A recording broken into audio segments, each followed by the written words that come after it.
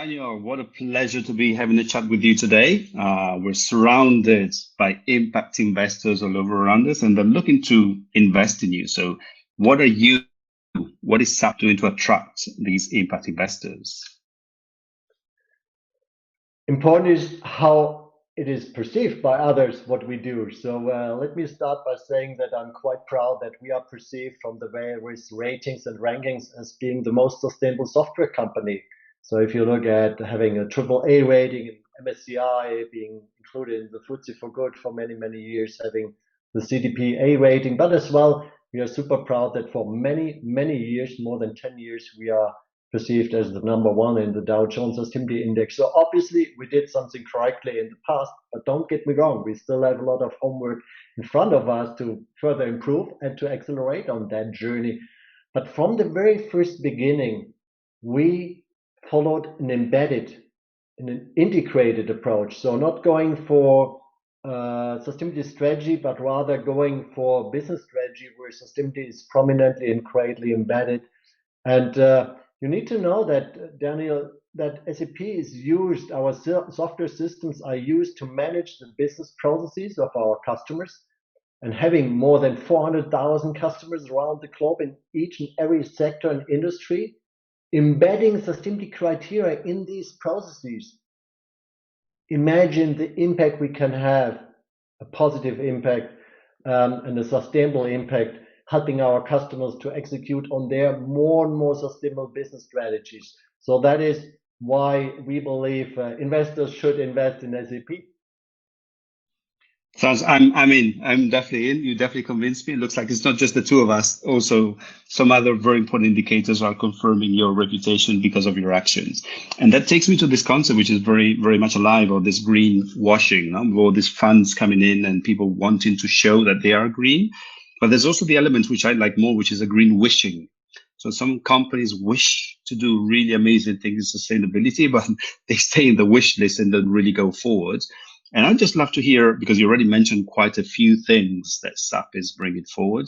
What about your green wish? A wish that may be a little bit stretching the imagination, but really part of a future strategy of SAP. What do you think is the direction? What is your wish for an even greener organization? Yeah, and by the way, I heard in the meanwhile not only the terminology greenwashing, but as well SDG washing. Yeah, so for in the context of the 17 Sustainable Development Goals, and I have a broad view, and that would be my wish as well. It's not just a green wash, and people need to understand it is a green wish. Sorry, a green wish, because people need to understand the topics are connected. So currently, people think in the pandemic with the coronavirus, it's just a health crisis, but it's related as well to climate change, because with increasing temperatures, more and more disease will spread around the globe, as one example. Or think about the connection about having more and more water stressed areas, and there's such a lot of impacts across the various dimensions, the environmental, the social, and the economic dimension, and they are heavily connected to each other. So my wish is definitely that people understand the connection, think broadly,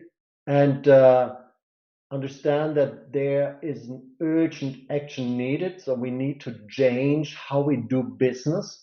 So I see as well sustainability as a beautiful innovation driver, because with efficiency alone, we will not solve today's societal and environmental challenges. We need to do business in a different way. And doing business in a different way means going for innovation, for new business models, new products, being really developed in this context of having that holistic view and connecting the various dots. And I love your concept. One is a systemic view, which is obviously necessary, but also the fact that you're using sustainability, not we must be more sustainable, it's so tough, but rather as a spark for innovation. So to me, it's really a driver that really unites people around something that's worth it. Can you tell me more about how you create this spark and how you unite people around these sustainability activities? Yeah, and let me start by, we always should connect it with positive emotions and not saying, oh, you are not allowed to do this or that, but we should combine, and there are beautiful examples out there that going for innovation drives a lot of fun and positive emotions, and this is my ask as well, because we need to look at the topic as a change and transformation topic. And if we would like to have people being on that journey, which is definitely needed to have the people on the journey, you should come up with these positive connections and not the negative emotions. Yeah, that's number one. Number two, you need to look at the huge changes when it comes to increased stakeholder expectations. Look at SAP. 94% of our 100,000 employees told us in the latest employee survey how important it is for them to pursue sustainability, for that SAP pursues sustainability seriously. Yeah, they would like to work for a company which is a role model of a sustainable company. Next to that, just last week on Monday, I had a conversation with our team from talent acquisition and employer branding. For the future talents, we would like to be an attractive employer. For them, it's even more important compared to the existing workforce, which is already on 94%, so such an extreme high level. But then, as well, we as consumers and customers, we tend to pick more sustainable goods and services we perceive as being more sustainable than the other products. There are strong growth rates for that. So it's a revenue driver for companies. And that leads as well for the investor communities, our today's target audience, is that they learn, even the mainstream investors learn from the SRI community, from the socially responsible investors who apply sustainability standards in order to judge if they should invest in a company or not. They learn how applying and integrating sustainability criteria in the analysis of a company. It makes a lot of sense because you reduce risk and you have a potential to increase the opportunity. And more companies see sustainability as well, not just as an innovation, but as well as a growth driver. And look at SAP. In 2011, the share of our institutional investors in purchasing SAP shares, that was just 5.6% of the coming from the SRIs. The latest figure, I was just informed about it 2 weeks ago, is now 38.2%. And we love these investors because they do not purchase the shares today and sell them tomorrow. They are more mid and long-term oriented. So my boss, I report directly to Luka Mucic, our CFO, who is the board sponsor at SAP for sustainability, which is a cross topic. It affects every line of business at SAP. But he loves these investors because they are mid and long-term oriented. So you see, there's so many reasons, and that is in my role as well, super important to show these connections and these shared stakeholder expectations and connect it with the business case. Yeah. I love these conversations, Daniel, because they really uncover beyond this, the headlines and things, what is really happening in companies.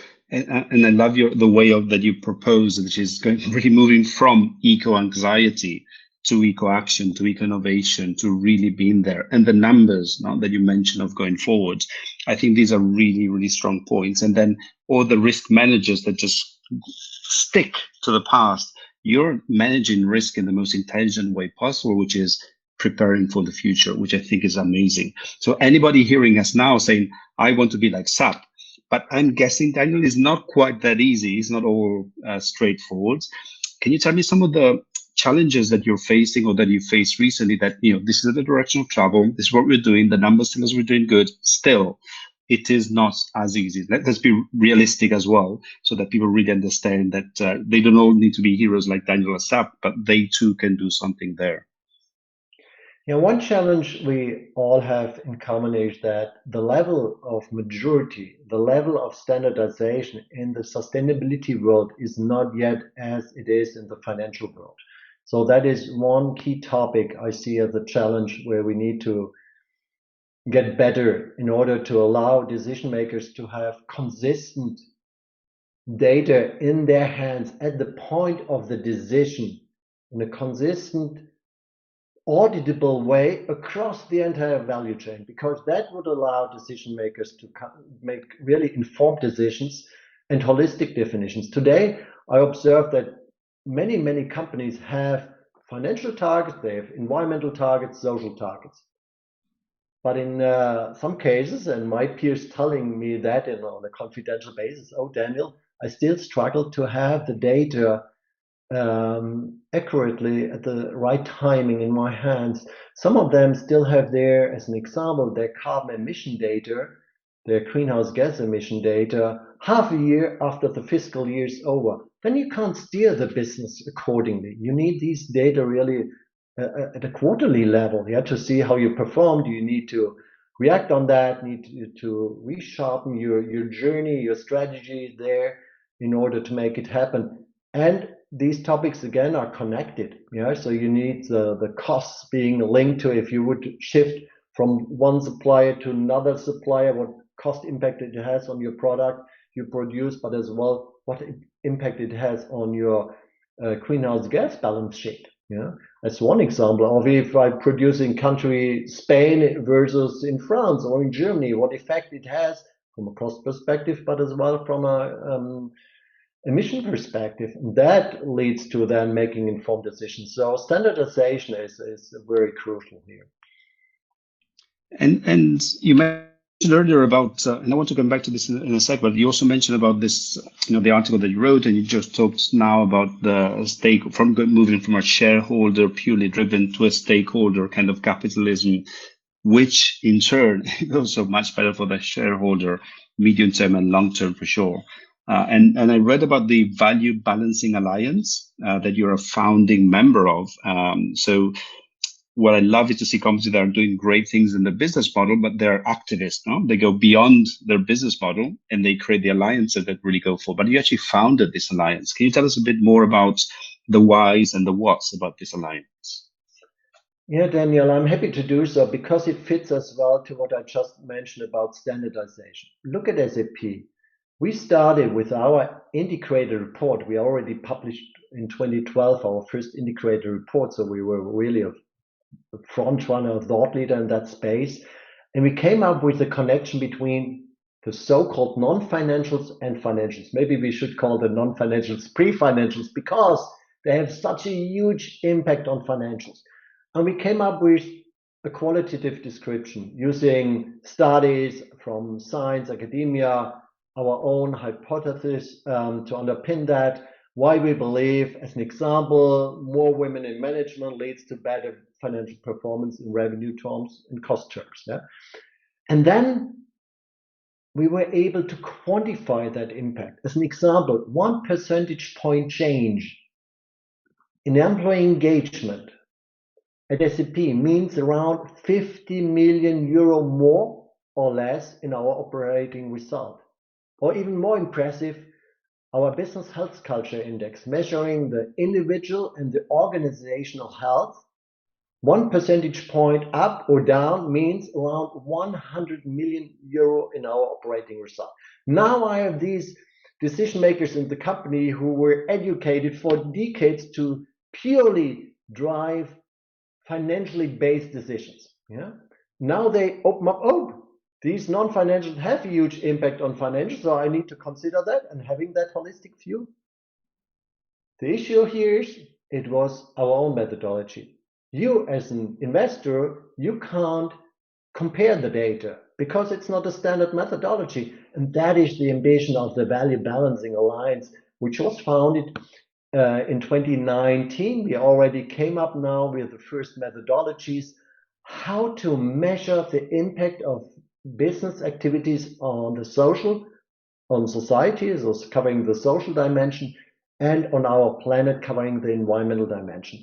And then valuation, putting a euro next to it, that is a real game changer. That is a move the needle, because then moving from these 500-year-old accounting systems and adding to it this impact of business activities, this would not only fulfill reporting needs, so create transparency in a way that stakeholders, including the investors, can really compare and trust the data, but as well the decision makers internally at a company can then better decide about their future investments.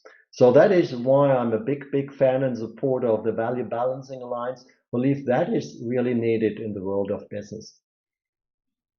I'm quite curious to see, who did you involve to actually set this up? Was it an internal efforts just within one department of SAP? Just curiosity, how did you engage stakeholders, and what stakeholders did you engage to come to this amazing alliance and concept of measuring? We were approached by a board member of BASF, Saori Dubourg. She approached my boss, Luka Mocic, our CFO, about that idea of doing that impact measurement and valuation. So it was an initiative being based on companies who were already in the journey of value or impact valuation, yeah, and that was BASF. There are many other companies like Kering, and Puma was one with the integrated profit and loss, or Lafarge-Holcim with that integrated profit and loss analysis. Puma were focusing on the environmental profit and loss statement. So there were many different companies, and we were perceived as a thought leader as well, based on our connectivity, the most clicked page in our integrated report, by the way, where we show these connections, and we were able to monetize these. And that was the reason why we were approached by that network, which already exists as an impact roundtable, was the word we used before. And then we formalized that and established that alliance, having great companies from various geographies across the world, from various industries, which is needed to create a real standard. Yeah, you need the various players from the various sectors, and having as well the Big Four being part of that journey, yeah, helping us with their knowledge and expertise, but as well aligning then with the standard setters and with OECD or the World Economic Forum, the EU. Yeah, think about the Green Deal, the taxonomy, all these aspects where we need these connections to make it happen. It's interesting because this is obviously increases the complexity, because as you bring in different stakeholders, but also increases the impact so much more. I'm happy that the female CEO of a company actually was a Kickstarter, and that you were the organizer that really made this happen and go forward. Culture. Personally, I see that the culture of an organization really reinforces certain behaviors. And I mean, the culture, the human beings living there, and when they are aligned, it moves forward. Can you tell me something about how the culture of SAP has evolved over the last few years? How many years have you been working at SAP for? Me personally? Yeah. I will officially celebrate next year my 30th birthday at SAP. So 30th. Oh wow. 30 years, but I never good applied about talent retention. They're good at talent retention, yeah. clearly. No, Very yeah, good. I never applied for a job at SAP. I joined SAP because the company I worked for was acquired in the year 1997. But the 5 years before, I started my career as a CRM consultant, accounting in the official HR record. So that is the reason. So you have seen quite an evolution of SAP over these 30 years, I can imagine. But can you tell us something about this culture? Yeah, coming back to your question about the culture in the context of sustainability, and that is the big beauty. And I would like to encourage my colleagues in other companies as well to think about the same options you have, because people, as I underpinned with the 94% of our workforce, told us how important it is for them that SAP pursues sustainability. Make use of these grassroots energy, passion of the employees of your workforce, and make them part of the journey. So when we back in March 2009 reached out via an email to all employees explaining our first greenhouse gas emission reduction target, our organization, and so on, based on findings out of a project, the final sentence was, and you are just one mouse click away for being part of that journey. Here you can register and raise your hand to become a sustainability champion. The sustainability champion is a role we established since 2009 at SAP, allowing you to make use up to 10% of your working time to act as a multiplier. And we had to close that list after 24 hours because we thought about 100 people and 278 people applied within 24 hours. Today, we have a network more than 300 sustainability champions being so passionate, being multipliers, trying out initiatives in their location, in their line of business, sharing these best practices, sometimes bad practices as well. Yeah, I tried that. It didn't resonate with the colleagues, so don't try it in your location. Things like that. Amazing what they are doing. I learn a lot from them. Every 4 weeks, I have a call with in the morning, in the afternoon, covering all the time zones globally. And That is one example. Another one, just Friday last week, I had a call with the Employees for Climate. That is a self-organized community where they are so passionate about the climate action topic. They invite scientists, great speakers to be better informed, to be better, to drive awareness, but as well to challenge SAP to do even better and accelerate on our journey. Yes, you need, from a cultural perspective, always the commitment from the top, our executive board members. They are all executive board members are fully committed. We are really, I can always count on them. And they see it as a key case we invest in our portfolio, helping our customers through our technology to become more sustainable. And that is a huge impact we can create. But we are all seeing that involving the people on that journey and using their positive energy because they want to help to urgently transform to a more sustainable world, that is crucial in the culture. I loved it. And now, unfortunately, we have to close our conversation, but so much I got. First, the passion from your voice that says that if there is a protagonist, you are a protagonist of this change. The second is how quickly it's like a fire. People are really ready to catch up and to be part of this change. How this change motivates and in turn creates not only a better planet, but also better returns. So thank you so much, Daniel, for this testimonial from SAP and from you personally as a pioneer of this sustainability for 30 years now. Thank you.